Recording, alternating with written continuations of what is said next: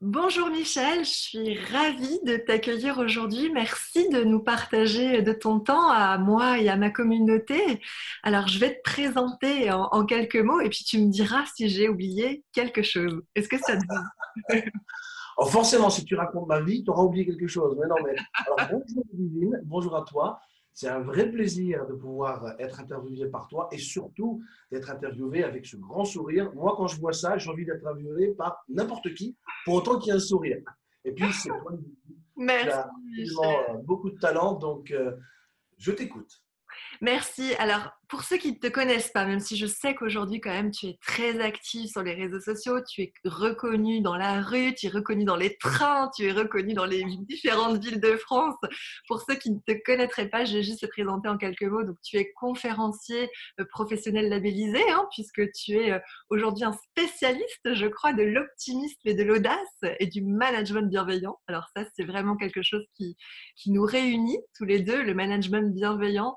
Nous avons aussi un autre point commun tous les deux, c'est que nous avons tous les deux été cadres commerciaux dans notre ancienne vie. D'accord, très bien. Donc voilà, c'est aujourd'hui, tu fais des conférences dans les plus grandes sociétés en France, que ce soit dans le domaine des assurances, dans le domaine des banques.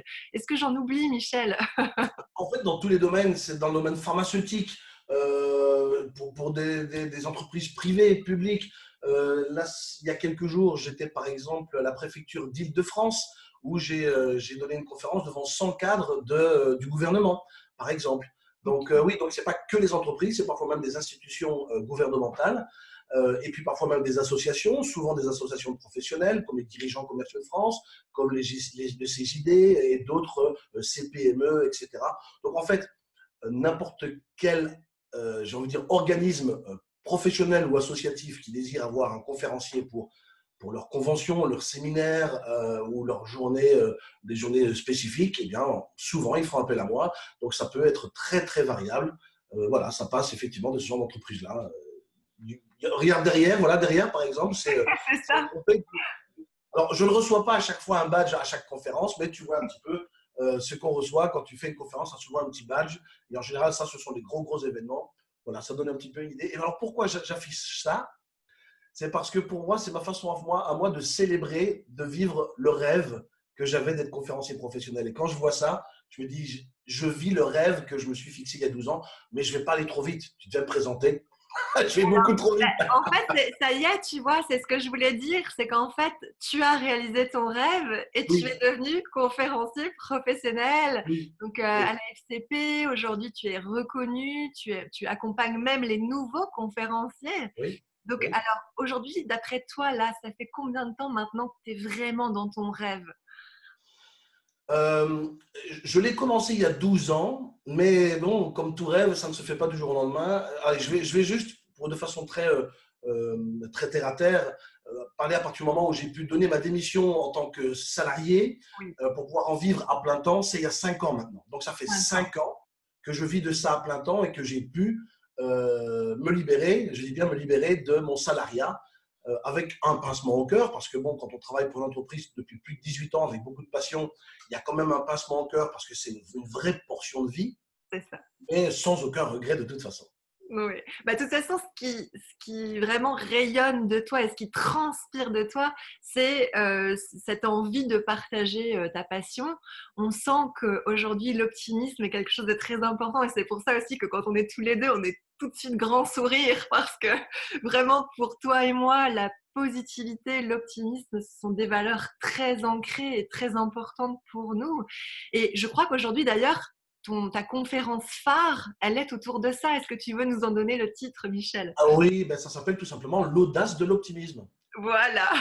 Dans un monde morose, ça demande d'être audacieux, d'oser afficher son optimisme. Et je m'amuse même quand les gens me demandent ce que je fais dans la vie, je m'amuse même à dire, et ça fait sourire et les gens le retiennent plus facilement, que je suis un optimiste professionnel.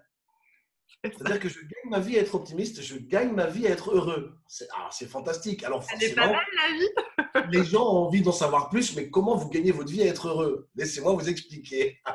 Ça devient un très très intéressant. Surtout pour, c'est vrai que les milieux dans lesquels on a travaillé, même si ce n'était pas tout à fait les mêmes domaines, quand on est manager, quand on est cadre commercial, c'est vrai qu'on peut vite s'enfermer dans cette espèce d'autoritarisme, cette espèce d'austérité même parfois, que quelque part le climat ambiant, les climats sociaux, les actualités, enfin tout ce qui tourne autour du négatif en fait qu'on peut vite s'y enfermer. Et je pense que toi comme moi, on a envie d'ouvrir les esprits vers plus eh bien, de toutes les choses qu'on a envie de voir s'épanouir dans nos vies, que ce soit notre vie personnelle ou notre vie professionnelle. De toute façon, l'un et l'autre sont liés. On ne peut pas dissocier l'un et l'autre. Et c'est comme On est l'optimisme. d'accord. Ce n'est pas qu'une compétence professionnelle ou personnelle, c'est une compétence tout court que l'on met en application au quotidien. Et ça a un impact dans notre vie personnelle que professionnelle. Il me plaît de raconter en conférence, parce que je rebondis sur ce que tu dis. Moi, j'ai toujours été souriant. J'ai toujours été heureux. Et même quand je passais dans des moments plus compliqués, ce que j'explique en conférence dans un sac poubelle, le sac poubelle qui est la métaphore des problèmes qui nous engloutissent dans la vie, je suis passé par là. C'est une histoire vraie, hein, comme tout le monde. On a tous vécu ces moments-là. Néanmoins, je suis quelqu'un qui, par le sourire, arrive à dédramatiser. Et par le sourire aussi, d'ailleurs, les premières années de ma vie, le sourire était tout simplement un masque pour cacher ma profonde tristesse. Hein, et j'en ai fait un levier positif. Aujourd'hui, bien entendu, j'ai assumé tout ça, mais j'ai dû travailler sur moi. Et j'aime raconter en conférence que mon rire et mon sourire dérangeaient. C'est-à-dire que moi, je faisais partie de ces gens-là qui arrivaient le lundi matin avec la pêche et la banane au visage. Allez, c'est lundi, on va y aller, c'est génial, on va pouvoir bosser, c'est cool. Alors, hop, hop, hop, hop, calme-toi, Michel, c'est lundi. On en reparle au bout du 5e café. Calme-toi, oh là, mais qu'est-ce que tu as pris ce week-end? Rien, je suis juste content. Voilà. Et je me souviens que l'époque où j'ai eu mes premiers postes à responsabilité, où je suis devenu cadre, régulièrement, je ne suis pas seul à raconter, mais ça m'est arrivé à moi aussi, ça arrive à d'autres personnes qui vivent cette situation de sérénité, de joie de vivre. Régulièrement, mon patron me faisait la réflexion que il faut que tu arrêtes là. Il faut que tu arrêtes quoi? Arrête de sourire. Arrête de rire. Tu as un poste à responsabilité. Oui, et?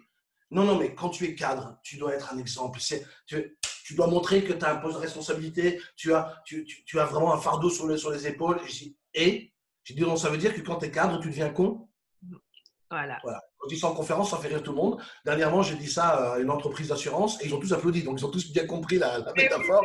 Parce qu'on se reconnaît, c'est ça. Pour certaines personnes, quand tu as un poste de dirigeant, tu dois devenir con. C'est-à-dire que tu n'as plus le droit de rire, tu n'as plus le droit de sourire et tu dois surtout être austère et tu dois surtout montrer aux gens qu'il faut bosser et il faut surtout réprimander les autres. Oui, et que tu es englouti par les responsabilités. C'est ça, c'est ça. Et ben c'est là où on se rejoint et c'est pour ça que je suis infiniment heureuse qu'on partage ce temps ensemble parce que toi, tu avais ça en étant un homme et moi, je l'avais en étant une femme. Alors, une femme manager, souriante et cadre commercial, mais c'est pas possible. Non. Je n'avais pas le droit d'être souriante. On ne peut pas être femme en talons aiguilles et en Chanel et sourire, ça ne se fait pas, Ludivine. Parce que tout de suite, comment elle en est arrivée là? Les autres, elles sont assistantes commerciales, elles ne sont pas managers, tu vois. Donc, c'est toujours, et ô combien pénalisant de se dire, mais on va être obligé de justifier son sourire. Et un jour, il y a quelques temps de ça, c'était dans un séminaire avec des gens que tu connais bien, qui sont des amis communs, on m'a demandé si je souriais en dormant. Eh bien, écoute, je crois que je vais écrire un article là-dessus pour expliquer que le sourire, c'est aussi le sourire du cœur, c'est aussi ce qu'on a envie d'offrir au monde, comment on voit la vie. Et que j'écrirai certainement là-dessus parce que tu vois, on en reparle aujourd'hui, c'est certainement pas un hasard. Et je pense que s'entraîner à sourire, il y en a qui s'entraînent même à méditer en souriant, et ben ça aussi change les choses en nous et à l'extérieur de nous. Complètement, Ludivine, et je suis complètement d'accord avec toi. Je pourrais même me faire le défenseur et l'éloge de la gentillesse. Beaucoup trop de gens pensent que pour avoir de l'autorité, il faut non seulement être con, mais en plus il faut être mauvais et malveillant. Pour affirmer son autorité, et pour moi c'est surtout une preuve de faiblesse et un manquement personnel et émotionnel de devoir se fâcher ou avoir un ton, j'ai envie de dire, comment dire, castrateur Oui, pour c'est ça. pouvoir prouver sa posture. Oui. Je parle beaucoup de posture managériale en entreprise également quand je donne des formations. Et moi, je commence par dire, par parler de la gentillesse, de l'écoute, et que on nous dit parfois qu'être cadre commercial, on ne fait pas du social. Ben si, on fait du social. Tous les Et voilà, jours. ce sont toutes ces choses qui font que déjà bien avant qu'on parle de Chief Happiness Officer en entreprise et de bonheur au travail, moi, j'ai toujours vécu comme ça. Moi, je me souviens qu'on m'interdisait d'être ami avec mes clients. Mais moi, ce qui m'intéressait dans le commerce, c'est pas la transaction. Moi, je m'en foutais du chiffre, enfin, je m'en foutais du chiffre d'affaires. Non, il y avait l'objectif. Mais c'est pas ça, c'était pas ça mon driver. Moi, ce qui me drivait, c'était d'être reconnu par mes clients comme étant un commercial en qui on pouvait avoir confiance, C'est ça. chez qui on allait avoir la vérité. Si mon client me demandait si le produit en valait bien la peine, j'étais probablement l'un des rares commerciaux à être capable de dire non, non, tu veux un prix, mais c'est de la merde. Voilà, et je disais au client qu'il allait acheter de la merde et qu'il allait avoir des problèmes avec. Donc, non, j'ai été accusé de trahison parfois aussi, mais tu ne peux pas dire ça, mais tu te rends compte. Sauf que justement, à l'inverse, mes clients avaient énormément confiance en moi. Certains des clients m'invitaient à dormir chez eux à la maison. Ces clients devenaient fidèles, achetaient beaucoup plus que les autres. Et pendant plusieurs années d'affilée, j'ai été le meilleur commercial de l'entreprise en appliquant cette méthode de Et oui, la gentillesse. et oui. Et voilà, je ne Et pourrais que raconter des histoires autour de la gentillesse et que pour moi, la gentillesse ouvre beaucoup plus de portes, déclenche des choses beaucoup plus fortes et plus grandes, parfois dédramatise des situations. Moi, je me souviens, il m'arrive que je voyage énormément. Donc, à force de voyager, quand tu vas dans des aéroports ou dans des gares, forcément, il y a des moments où tu as des emmerdes. bien Que ce sûr. soit des emmerdes d'embarquement, des emmerdes de bagages, des emmerdes de tickets, voilà, de billets d'avion, il peut y avoir des emmerdes tout le temps. Eh bien, je viens toujours avec le sourire. Et le fait d'avoir le sourire, ça déstabilise même parfois la personne qui est derrière le bureau. Parce qu'ils ont tellement l'habitude d'avoir des gens fâchés qui ne comprennent pas C'est ça. pourquoi vous souriez. Hein, il y a un truc qui ne va pas.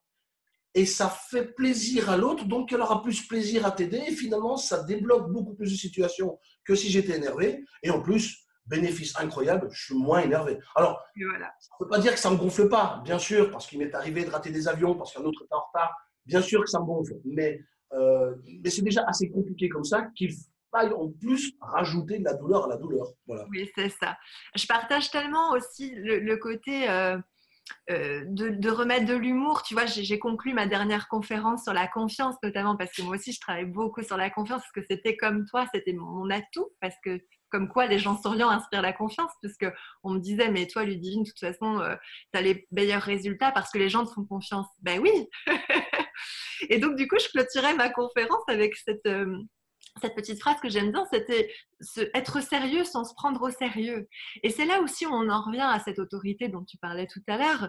J'aime bien parler avec mes clients, moi, de douce fermeté ou d'autorité naturelle. Et ça passe vraiment par la posture. Et c'est là où je veux en venir avec toi. C'est justement mon expertise, c'est le leadership que j'ai appelé le leadership humain.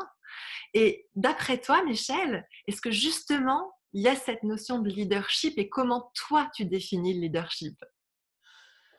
Moi, j'ai une définition très claire du leadership pour l'avoir vécu moi-même et pour voir ce qui se passe dans les entreprises dans lesquelles je travaille, parce que c'est aussi un vrai bonheur de pouvoir assister aux conventions de toutes ces entreprises, parce qu'on rentre au cœur des entreprises. Eh oui, Dernièrement, là, je prends l'exemple de cette semaine, que ce soit pour le gouvernement ou tout simplement pour une grosse entreprise d'assurance, on entend des trucs que nous, les communs de mortels ou les clients, n'entendent jamais, parce que là, vous avez vraiment des notions de stratégie, des stratégies d'entreprise. Vous découvrez un petit peu leurs pensées, leurs valeurs. Et là, vous découvrez que les entreprises sont souvent bien plus formidables qu'on ne le pense. On voit souvent, nous, que le regard du client, eh mais oui, avant tout cela, il y a toute une démarche et je trouve ça absolument passionnant. Et ce que je constate, c'est qu'il y a un état d'esprit qui change oui, et ça, c'est plutôt favorable. Et de plus en plus d'entreprises comprennent qu'on ne peut plus continuer à avancer en appliquant des vieilles méthodes du taylorisme. On ne peut plus voilà, appliquer des méthodes castratrices. Dans la grande distrie, c'est plus compliqué, quoique il y a plusieurs strates dans la grande distrie également. c'est ça. Mais bon, bref, euh, pour revenir à ta question, pour moi, ce qui est clair, ce qui fait un leader bienveillant, je pose souvent la question, quels sont les leaders à vous qui vous inspirent et pourquoi ils vous inspirent? En fait, moi, je n'explique pas, enfin après, mais je préfère d'abord pousser les gens à la réflexion et à comprendre et réaliser pourquoi certaines personnes les inspirent ou pourquoi elles sont inspirantes. Très bien. Pourquoi? Alors, plus proche de nous, je demande souvent de faire l'effort d'aller chercher des leaders français, hein, même si on a plutôt tendance à chercher des leaders américains, parce qu'effectivement, ils sont dans le développement personnel depuis bien plus longtemps que nous, ils sont beaucoup plus décomplexés par rapport à ces sujets-là, et puis tout simplement parce que le développement personnel vient de là-bas, de toute façon. On voit souvent des vidéos de Will Smith, des vidéos de Steve Jobs, des vidéos de n'importe quel autre grand chef d'entreprise qui inspire, mais en France, on les a aussi. Alors, quel que soit le chef d'entreprise, pourquoi ils inspirent? Pourquoi ils sont charismatiques? Tout simplement, et je rejoins ce que tu dis, parce qu'ils inspirent confiance. Et pourquoi ils inspirent confiance? Parce qu'ils donnent l'impression d'avoir confiance en eux. Et pourquoi ils donnent l'impression d'avoir confiance en eux? Parce qu'ils sont alignés, parce qu'ils sont là où ils doivent être, parce qu'ils respectent leur personnel et parce qu'ils donnent envie d'être suivis. Et c'est ça qui fait que quelqu'un est inspirant. C'est quelqu'un qui accepte ses faiblesses et ses parts d'ombre et qui est capable aussi de mettre en avant ce qu'il fait de meilleur. Absolument. Je résume, mais c'est à peu près ça. Pour moi, quelqu'un qui est un dirigeant bienveillant et qui fait preuve d'un leadership humain, c'est quelqu'un qui d'abord a compris que lui aussi, avant tout, c'est un humain et non pas une machine qui doit absolument correspondre à l'image du cadre chiant et con. Waouh, j'ai des frissons partout parce que je partage tellement tout ce que tu viens de dire. C'est fou comme ma petite phrase fétiche, tu sais, c'est être leader de soi avant d'être leader des autres. Et c'est pour ça que justement, ça introduit très bien la question que je vais te poser ensuite, et dont moi j'ai ma petite réponse, mais j'ai envie que tu nous partages ton avis. C'est le côté à quel niveau tu penses que le développement personnel va propulser la personne vers sa croissance professionnelle. Notamment quand on parle, tu sais, de l'ancien monde, des espèces de cheffaillons contrôlants qu'on est en train de quitter, hein, clairement, parce qu'aujourd'hui, moi, je fais aussi partie d'un collectif à Nantes où on aide justement les entreprises à aller vers ce management bienveillant et ce leadership authentique. Et je m'en réjouis parce que je vois à quel point toutes les portes s'ouvrent et le monde de l'entreprise est en pleine mutation, en pleine métamorphose. Mais toi, Michel, ça serait quoi, d'après toi, le niveau qu'on a besoin d'atteindre? En tout cas, quelle est la part du développement personnel dans la croissance professionnelle? Le leadership est en train de changer et le leadership en entreprise est en train de changer. Pourquoi? Parce qu'on n'a pas le choix, parce que le monde autour de nous est en train de changer. Le monde autour de nous est en train de changer et on se rend compte qu'on a de plus en plus besoin de se raccrocher à nos valeurs et à ce que nous sommes profondément. Pour t'illustrer cela, quand je forme des conférenciers, parce que donc j'ai fondé l'école de conférenciers, et Oui. pour moi, avant de mettre quelqu'un sur scène, parce qu'être conférencier, c'est une posture de leadership.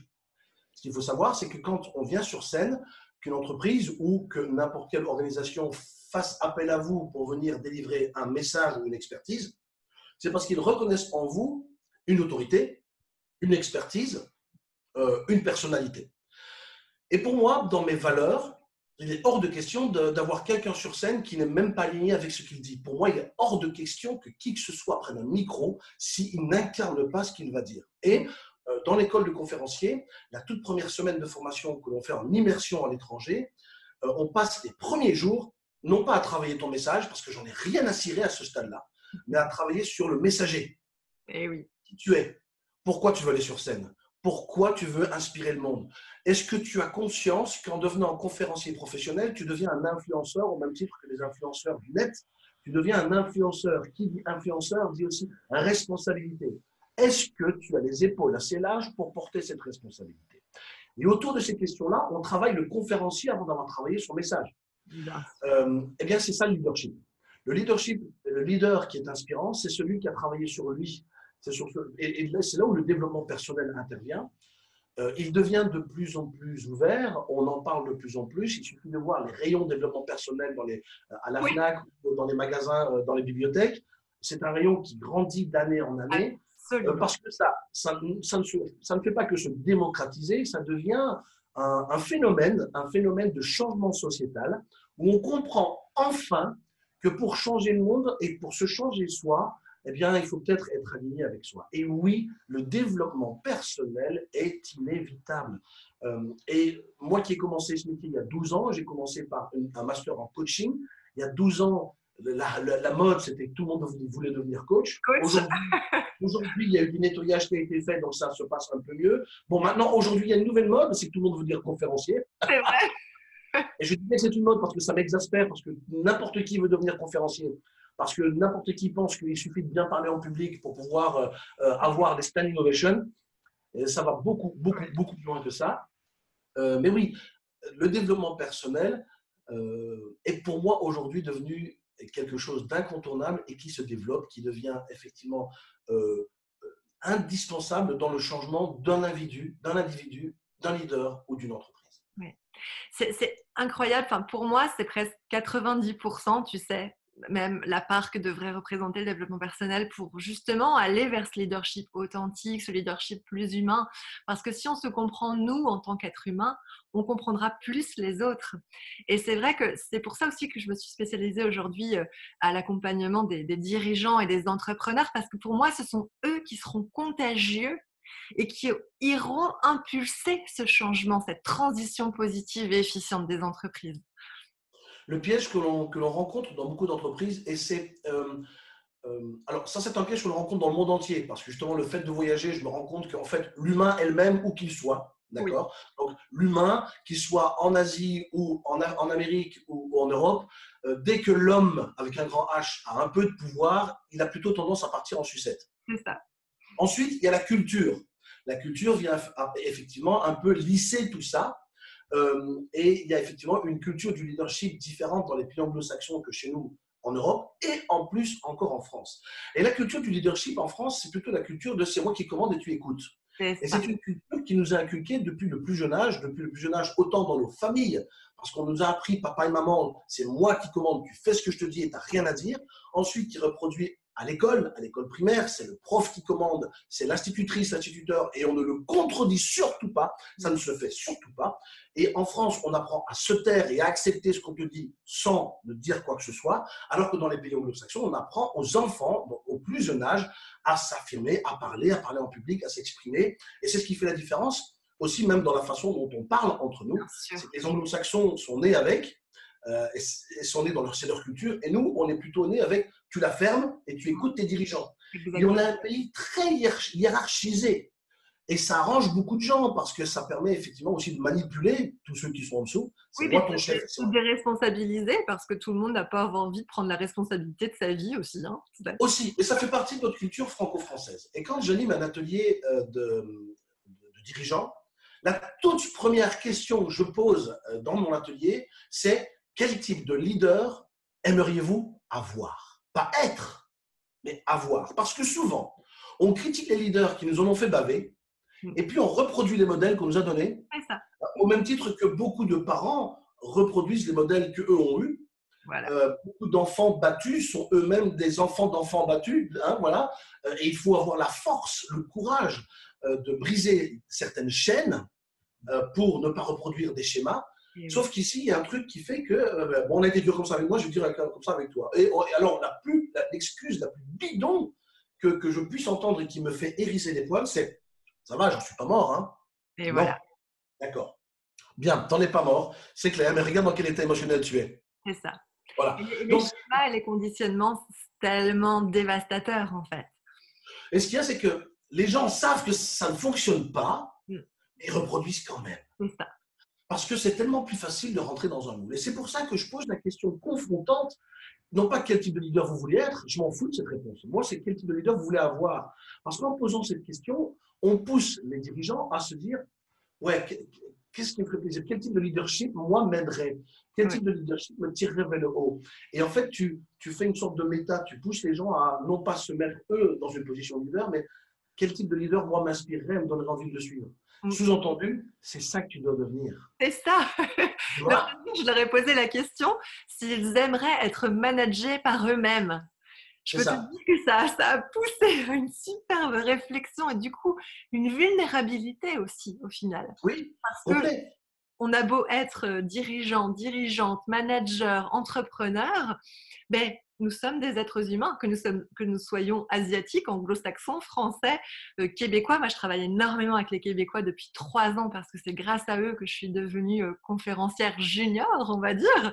Et d'ailleurs, j'en profite pour te remercier publiquement parce que Michel a eu l'immense gentillesse de me coacher par petits messages et par téléphone pour le lancement de mon tout premier format TEDx. C'était pas un TEDx, mais c'était sur un format similaire de 18 minutes. Merci Michel, merci. Et Parce que tu t'en es bien sorti d'ailleurs. Bravo. merci beaucoup. Ça a été une superbe expérience et c'est vrai que tes conseils, comme les conseils de mes coachs québécois, sont des conseils absolument précieux. Parce que vous poussez, toi comme eux, vous poussez à aller encore plus dans notre message profond, notre grand pourquoi. Et moi, mon grand pourquoi était un grand pourquoi pas facile à expliquer parce que ça parle d'une grosse épreuve de ma vie personnelle. Et comme beaucoup de personnes d'ailleurs, parce que je me rends compte au fur et à mesure maintenant qu'on parle les uns avec les autres, c'est qu'à chaque fois, il y a eu des gros chocs perso, des grosses épreuves qui font qu'à un moment donné, on a besoin de cette quête de sens, on a besoin d'aller voir au-delà de notre petit là, niveau où avant on regardait juste là et on n'allait pas voir plus loin, on prenait pas de la hauteur. Oula, je fais bouger mon ordinateur. Je parle avec les mains, tu vois, je suis expressive moi aussi. On est latin, hein? C'est ça. Donc voilà, c'est un bonheur de travailler avec des gens qui, comme toi, et comme les Québécois, qui ont vraiment cette vision-là du conférencier. Et d'ailleurs, maintenant, tu le partages avec un grand bonheur avec tous ces nouveaux conférenciers que tu vas prendre sous ton aile. Donc, Oui, tout à fait. c'est En top. fait, je suis arrivé à une phase, pour moi, dans cette notion de responsabilité, pour moi, ça fait partie de mes valeurs, être responsable. Tu sais, sans vouloir faire de la psychanalyse à 2 francs 50, 2,50 €, hein, comme on Ouais. veut, euh, euh, la notion de responsabilité, je l'ai eue depuis tout petit parce que je suis l'aîné d'une famille de 8 enfants. Hmm. Donc, cette notion de responsabilité, je l'ai eue grâce à mon éducation. Puis ensuite, j'ai été scout. Quand tu es scout, ben, tu apprends aussi la responsabilité. Puis j'ai été chef scout. Puis j'ai toujours été leader dans ma vie, en fait, d'une façon ou d'une autre. J'ai été président de classe, etc. Et cette notion de responsabilité, c'est important. Et aujourd'hui, euh, comme j'ai le privilège et le bonheur d'avoir atteint mon rêve, avec beaucoup de travail, je tiens à dire, c'est pas tombé du ciel tout seul, hein, parce que j'ai eu mes doutes, mes souffrances, mes pleurs et mes frustrations moi aussi, et mes trahisons aussi. Euh, Comme j'ai aujourd'hui le bonheur de vivre ce rêve, d'être maintenant, depuis quelques années, même déjà reconnu et connu dans ce métier, je suis arrivé dans une phase où j'ai envie maintenant de transmettre et pas tout garder pour moi et de réellement transmettre avec générosité. Parce que moi, ce qui compte, ce qui me fait plaisir, c'est de voir les autres réussir. Ça m'anime, mais alors, et pas faire semblant de vouloir aider les autres à réussir. Hein, parce qu'il y a des gens qui donnent des formations, il y a des gens qui coachent, et puis dès qu'ils voient que vous commencez à devenir trop important, j'en ai vu, ça les dérange un peu, et puis ils ne vont pas trop vous donner pour pas que vous soyez trop bon non plus. Parce qu'il ne faut Oui, pas parce que surtout tu pas vois vous que donner. l'élève dépasserait le maître, tu comprends? Ah non, mais ça, surtout pas. Et moi, au contraire, ça me fait plaisir. Ça me fait plaisir. Et puis moi, ça me challenge parce que si mon élève devient meilleur que moi, il faut que je me remette en question et il faut que je bosse un peu plus. Donc moi, ça me challenge. Donc je suis arrivé à une phase dans ma vie où j'ai envie de transmettre tout ce que je sais, comment je suis arrivé, comment j'arrive à faire des conférences en entreprise où j'ai des standing ovations. Tu te rends compte, les conférences en entreprise où tu as des cadres en général un peu coincés qui Oui. arrivent à se lever ou même arrivent à faire pleurer. C'est-à-dire que je fais pleurer des hommes et des femmes. Et là, tu te dis, si tu arrives à faire ça, mais sans prétention, mais sans fausse humilité non plus, C'est ça, quand tu vois ça, tu vois que ben, ça fonctionne. c'est ça. Et tu as envie de transmettre ça aux autres parce que tu aimes ce métier, parce que tu vois que ce métier a de l'impact sur les gens, parce qu'en 45 minutes à 60 minutes, tu impactes plusieurs centaines de personnes en même temps, voire même plusieurs milliers de personnes en même temps quand tu fais des zéniths. C'est une responsabilité. Et j'aime les hommes tellement, j'aime ce métier tellement que, et je le dis souvent, et je le pense réellement, j'ai chaque jour envie d'être la personne que j'aurais aimé rencontrer moi-même à cette époque-là, Eh quand oui. j'ai commencé.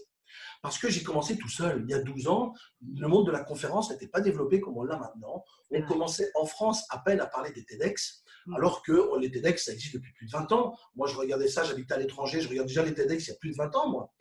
Mais ce n'était pas connu. Et j'ai dû démarrer tout seul. Et chaque jour, j'ai envie d'être la personne que j'ai envie de rencontrer. Et je pense que ça met dans une bonne disposition d'esprit. Waouh.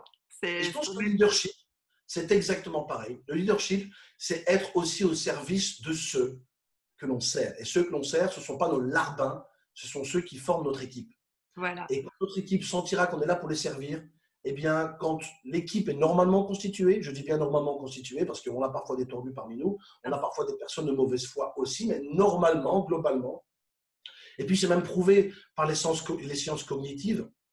Quand vous donnez votre confiance en quelqu'un, et quand quelqu'un a confiance en vous, il fera tout pour être digne de cette confiance. C'est ça. On a Ça tout à gagner. stimule l'engagement, ça stimule la loyauté. Tu vois, moi, ma définition de leadership, c'est que le leader doit inspirer et impacter positivement les autres par son exemplarité d'être humain et son authenticité.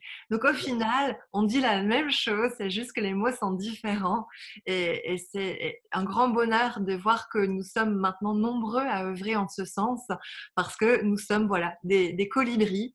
On est chacun en train de semer nos graines pour faire de ce monde un monde meilleur et ça passe aussi par le monde de l'entreprise.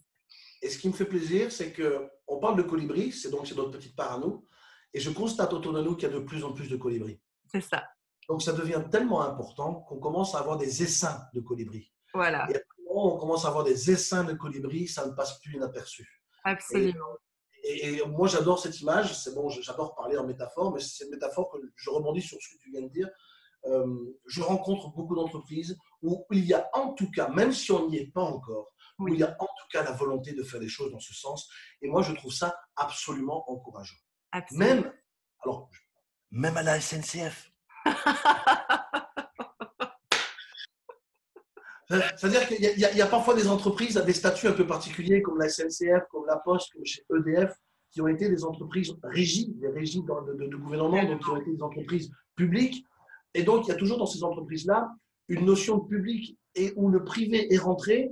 Et il y a une notion de complexité dans ces entreprises-là où il y a effectivement, dans plusieurs strates de leur entreprise, toujours des mentalités et des fonctionnements publics et il y a d'autres strates, en général les plus élevées, où ce sont des fonctionnements privés.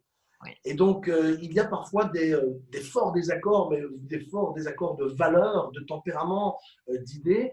Et ce que j'ai constaté à la SNCF, chez EDF, sont des entreprises qui sont dirigées par des gens qui ont totalement envie de faire bouger les choses c'est ça. et puis qui sont retenus par ces vieilles strates qui sont souvent dirigées par des vieux syndicats. Excusez-moi si je dénonce, mais c'est comme ça, c'est une réalité, excusez-moi. Mais souvent, les syndicats sont tellement attachés à leur passé, à leurs acquis, qu'ils oublient qu'on vit dans un monde où certains acquis, c'est peut-être plus tout à fait ça, où il y a peut-être d'autres choses sur lesquelles on devrait plus travailler que toujours tirer le frein à main, toujours être dans la résistance, et parfois même par principe, on est résistant, et là, je me dis, là, on ne va pas avancer. Voilà. Mais ce que je découvre, c'est qu'en France, cet état d'esprit change et tôt ou tard, ça portera ses fruits.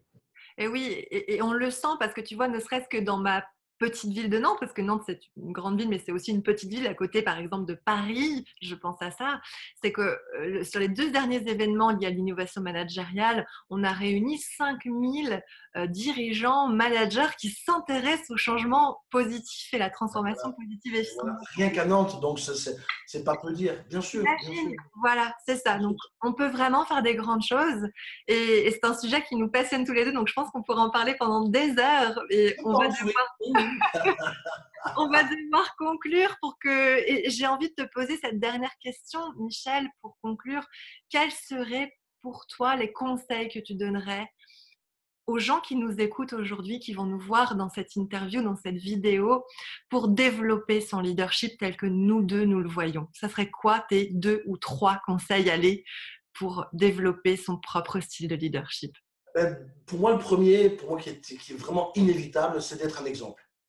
Commence par L'exemple. être le leader que toi tu aimerais être et sois celui que tu aimerais voir. Sois Absolument. celui que, voilà, sois celui qui est au service de tes collaborateurs. Il n'y a rien de plus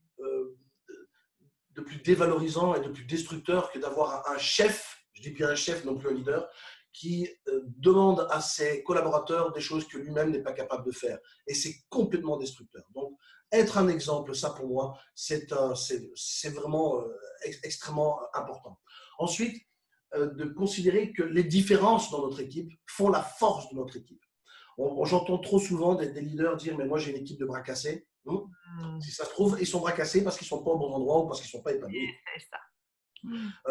En fait, ce n'est pas les gens qu'il faut mettre en question, mais c'est peut-être le poste dans lequel on les a mis. Est-ce que ces gens sont vraiment au bon endroit? Est-ce que ces gens font vraiment la chose qui les anime? Est-ce que toi, en tant que leader, tu as réussi à leur donner du sens ou à leur donner envie de faire les choses? Donc pour moi, ça, c'est vraiment important. la différence. Alors, on vit dans une période aussi où on a plutôt des difficultés à intégrer les jeunes. Enfin, j'ai envie de dire, ça a toujours été comme ça. Hein. C'est pas qu'aujourd'hui. Hein. C'est Oui, juste qu'aujourd'hui, hein, on aime bien catégoriser. Et aujourd'hui, on parle des générations X, génération Y, oui, génération c'est Z ça. qui arrivent. Mais ça a toujours été comme ça. Les jeunes ont toujours eu des difficultés à s'intégrer. Mais les entreprises qui comprennent que les jeunes sont également une force pour Énorme. eux aujourd'hui, eh bien, ce sont des entreprises qui se développent plus vite que les autres. Et en fait, la force, c'est cette mixité qu'on peut avoir entre compétences et personnalité. Mm. Et, et ensuite, j'ai envie de dire, allez, si tu en veux un troisième, parce que je l'ai plein d'autres, mais un troisième pour Ouais, conclure, voilà. un dirigeant, c'est aussi quelqu'un qui sait dire merci. Oh, oui. S'il vous plaît, dites merci. Je pourrais t'expliquer, te raconter des anecdotes où moi, on ne m'a pas dit merci et ça m'a volé mon enthousiasme. Mais ce Mm. petit mot de 5 lettres, juste merci. Moi, je me souviens d'avoir eu des dirigeants qui m'ont dit un jour, où j'avais décroché un contrat de plusieurs millions d'euros qui semblait être impossible pour tout le monde.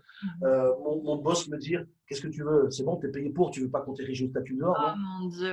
Tu es payé pour. Oui, objectivement, je suis payé pour, mais j'ai fait un exploit que tout le monde pensait être impossible. S'il vous plaît, Oui. dites merci. Voilà.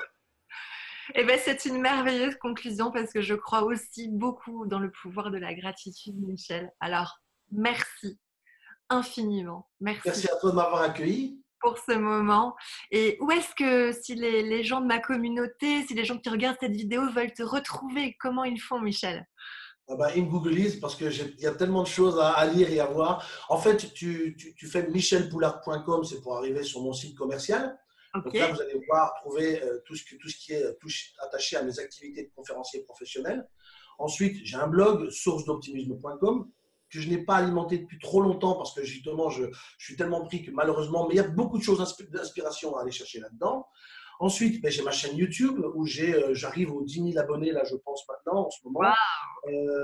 Donc, il y a des vidéos inspirantes où j'amène mes viewers avec moi au travers des 4 coins du monde. Je fais des vlogs dans lesquels je suis absolument moi-même. Et ça aussi, l'authenticité fait partie du leader. C'est que les gens qui me voient en conférence viennent me trouver en disant « On a vu vos vidéos, on vous voit en conférence, vous êtes le même. » Même.